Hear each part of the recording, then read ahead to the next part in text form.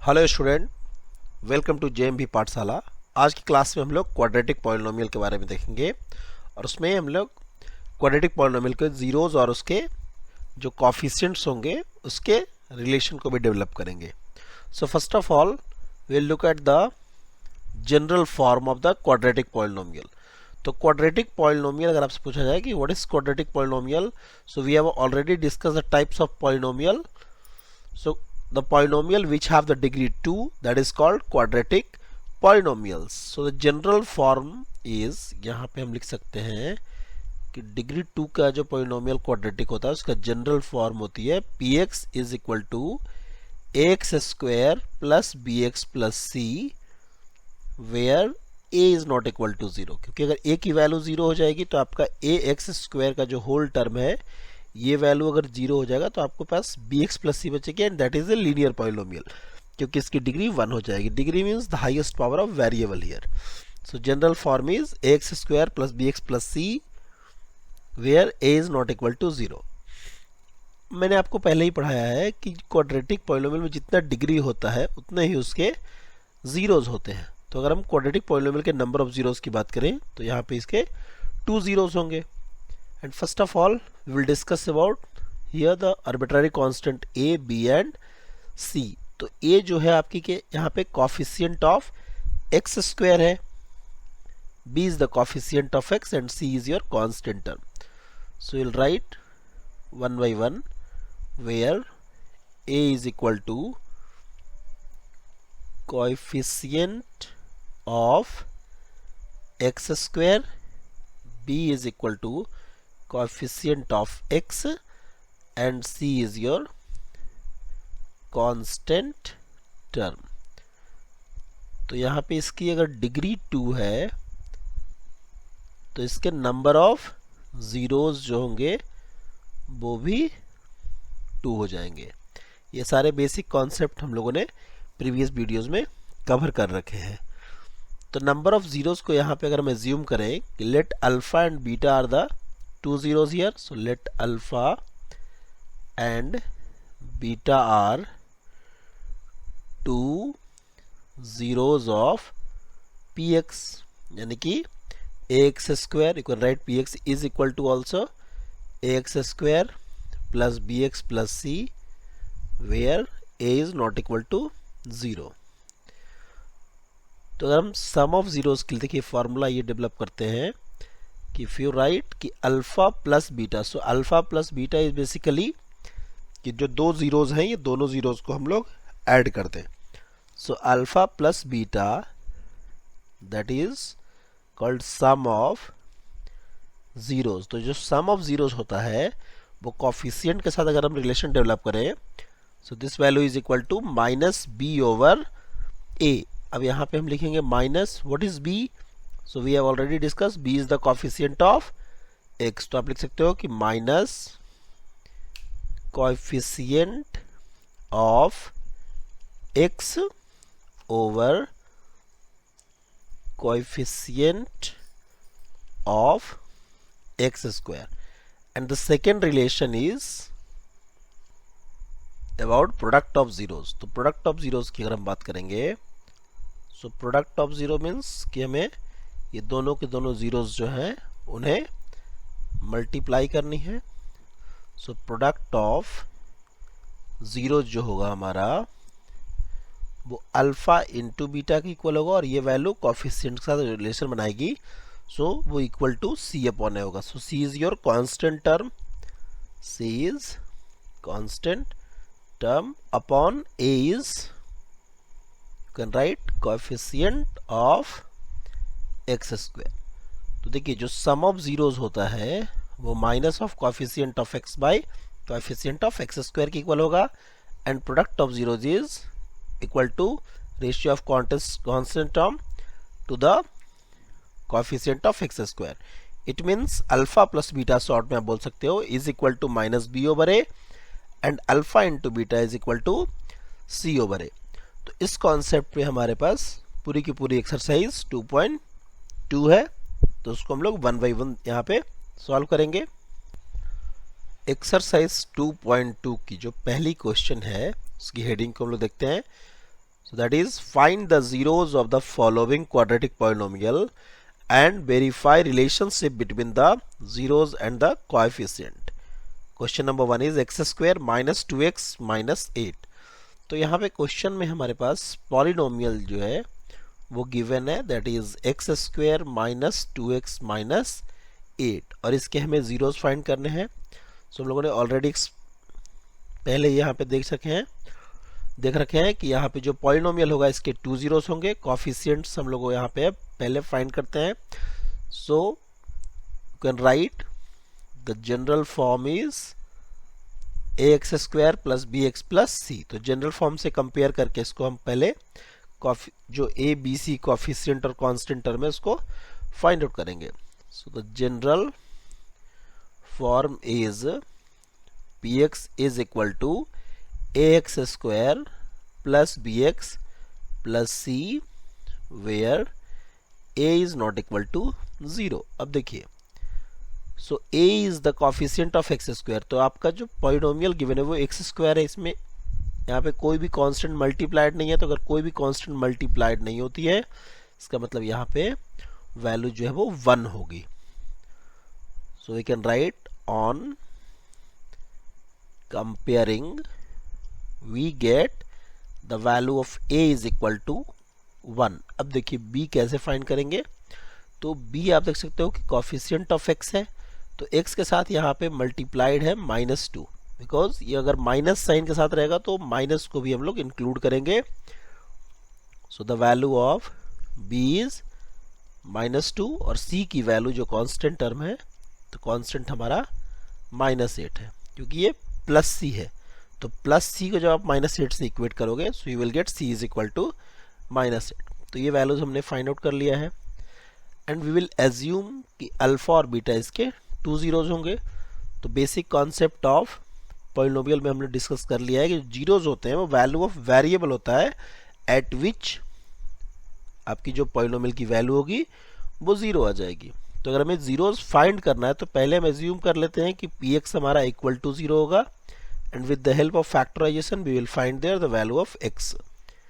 So we will write for zeros of px, you can write px is equal to 0. तो देखिए polynomial जो हमारी है वो है x square minus 2x minus 8 and that is equal to 0. अब यहाँ पे हम लोग फैक्टराइजेशन का हेल्प से x की जो वैल्यू फाइंड करेंगे वो हमारी वैल्यू देंगी जिसको अगर हम पॉलिनोमियल में पुट करेंगे तो हमें वो पॉलिनोमियल को इक्वल टू 0 बनाएगा, which will satisfy the definition here. So will use the splitting the middle term method for factorisation. Splitting the middle term method क्या कहता है कि अगर आपके पास क्वाड्रेटिक टर्म ऐसा हो ax square plus bx plus c. So first of all इस sequence में अगर नहीं दिया रहेगा तो उसको आपको रीअरेंज करनी है, और रीअरेंज करने के बाद आपको फर्स्ट टर्म यानी कि ax स्क्वायर और कांस्टेंट को मल्टीप्लाई करना है.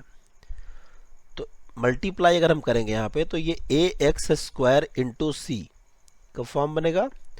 तो मिडिल टर्म को हम 2 टर्म में स्प्लिट करेंगे. सो लेट्स से कि हम इसको dx और ex में स्प्लिट कर दिए. तो अगर आप dx और ex को ऐड या सब्ट्रैक्ट कर रहे हैं तो वो मिडिल टर्म के इक्वल आनी चाहिए, दैट इज bx होना चाहिए. और अगर आप dx और ex को मल्टीप्लाई करोगे so that is equal to product of first and last term, यानी कि कांस्टेंट टर्म और ax स्क्वायर वाला जो टर्म रहेगा उन दोनों के प्रोडक्ट के इक्वल होगा. तो अगर यहाँ पे हम देखें कि x स्क्वायर और -8 को मल्टीप्लाई करेंगे so will get here the term. यहाँ पे हम लोग इसको रफ टाइप में देख सकते हैं कि ये -8x स्क्वायर दे रहा है प्रोडक्ट. अब -8 कौन कौन से वैल्यू से आ सकता है, तो माइनस साइन को आप इग्नोर कीजिए. आपको मैं ये जो 2 टर्म्स हैं इसे फाइंड करने का तरीका बताता हूँ. आप क्या करो, इसके पेयर ऑफ फैक्टर चूज करो. तो अगर आप 1 इंटू 8 करोगे तो you will gate 8. And next is कि अगर आप 2 इंटू 4 करोगे तब भी ये वैल्यू 8 आएगी. अब देखो कि आपको वैल्यू जो मिडिल टर्म चाहिए, जो आपको सम करके लाना है dx और ex की तरह. सो 1 और 8 की हेल्प से हम कभी भी इसको ऐड या सब्ट्रैक्ट करके 2 नहीं बना सकते हैं. बट जब हम यहाँ पे -4 और प्लस का 2 का पेयर चूज करेंगे तो ये वैल्यू हमें -2x मिल जाएगी। अगर हम -4x चूज़ करें एंड +2x, तो अगर -4x और +2x को आप ऐड करोगे so you will gate -2x, और अगर इन दोनों को मल्टीप्लाई करते हो सो यू विल गेट -8x², क्योंकि माइनस है तो एक टर्म आपका प्लस रहेगा और एक माइनस रहेगी, तभी प्रोडक्ट उसका निगेटिव हो पाएगा। So we can write here x² और -2x की जगह पे हम लिखेंगे -4x + 2x - 8 and that is equal to 0। अब यहाँ पे हम इसमें कॉमन चूज करेंगे। सो फर्स्ट और सेकेंड टर्म से हम x कॉमन लेंगे, so it will become x - 4। अब यहाँ पे 2x और -8 से हमें एक ऐसे नंबर को कॉमन लेना है कि ब्रैकेट में फिर से हमारे पास x - 4 की वैल्यू है। तो अगर हम 2 कॉमन लेंगे सो फर्स्ट टर्म x बन जाएगी एंड सेकेंड टर्म इज -4। हम ऐसा क्यों करते हैं? बिकॉज नेक्स्ट स्टेप में अगर हमारे पास ये ब्रैकेट वाली वैल्यू कॉमन नहीं आएगी तो फिर हम फर्दर प्रोसेस नहीं कर सकते हैं। तो अब यहाँ पे x - 4 देखिए कॉमन आ चुकी है, so will take x - 4 as a common in next step.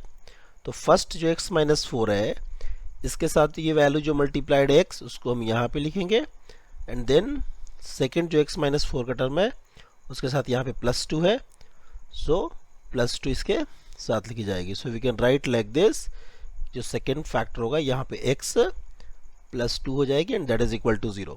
Now you can conclude कि अगर ये दो वैल्यूज जो हैं ये दोनों प्रोडक्ट के फॉर्म में हैं, तो दोनों जो लीनियर फैक्टर हैं इसका अगर मल्टीप्लाई करने के बाद ये इक्वल टू 0 आ रहा है, तो ऐसा भी हो सकता है कि फर्स्ट वैल्यू 0 हो जाए तब भी ओवरऑल 0 बन जाएगा, और ऐसा भी हो सकता है कि सेकेंड वैल्यू 0 आ जाए तब भी ये वैल्यू 0 आ जाएगी। So we can write if x - 4 is equal to 0 then the value of x is equal to +4, क्योंकि अब वैल्यू को आप ट्रांसपोज करोगे तो 0 + 4 जो है वो +4 दोगी, +4 वैल्यू देगी यहाँ पे।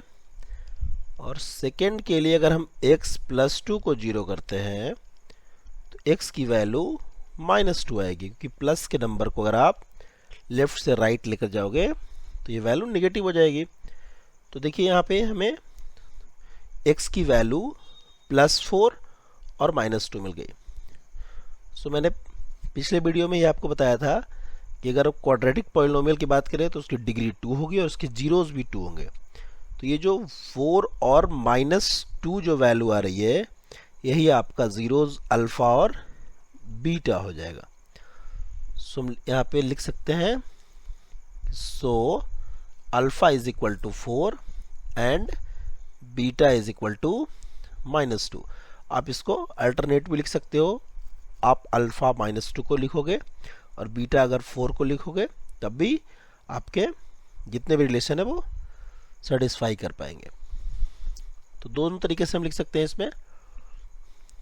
तो देखिए अब यहाँ पे हमारे पास जीरोज आ चुके हैं 4 एंड -2, और कॉफिशिएंट हम लोगों ने ऑलरेडी यहाँ पे a, b और c की वैल्यू फाइंड आउट कर रखा है। a equal to 1, b is equal to -2 and c is equal to -8। तो अगर हम फर्दर यहाँ पे सोल्यूशन के लिए देखेंगे, so will find the sum of zeros here. So sum of zeros का मतलब है कि दोनों जीरोस को हम ऐड कर दें, अल्फा और बीटा को। तो हम 4 और -2 को ऐड करेंगे, सो प्लस इंटू माइनस यहाँ पे माइनस हो जाएगी एंड 4 - 2 विल बिकम +2। और अगर हम प्रोडक्ट ऑफ जीरो फाइंड करें,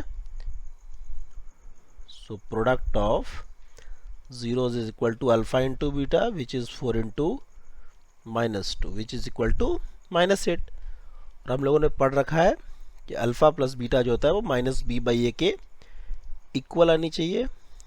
alpha plus beta is equal to -b/a and alpha into beta is equal to c/a। तो -b/a की वैल्यू फाइंड कर लेते हैं हम। तो अगर हम -b/a की वैल्यू फाइंड करेंगे, सो value of b is -2 and a is 1। सो ये माइनस इंटू माइनस यहाँ पे ये वैल्यू जो है आपको प्लस की 2 आएगी एंड 2/1 इज 2। तो आप देख सकते हैं कि -b/a and alpha plus beta ये दोनों की वैल्यू सेम आ रही है, और प्रोडक्ट के लिए हमें c/a फाइंड करना पड़ेगा। So value of c is -8, a is 1, so it will become -8 so -8 and this -8 both are same. तो हम लोगों ने यहाँ पे जीरोस की वैल्यू भी फाइंड किया और ये रिलेशन को भी वेरीफाई कर लिए। अब ये वैल्यूज को आप सेपरेट फाइंड करने के बाद at the last you can write here hence alpha plus beta is equal to -b/a that is equal to 2 and alpha into beta is equal to c/a is equal to -8 and zeros are 4 and -2। सो आज की class में हम लोगों ने quadratic polynomial के बारे में देखा।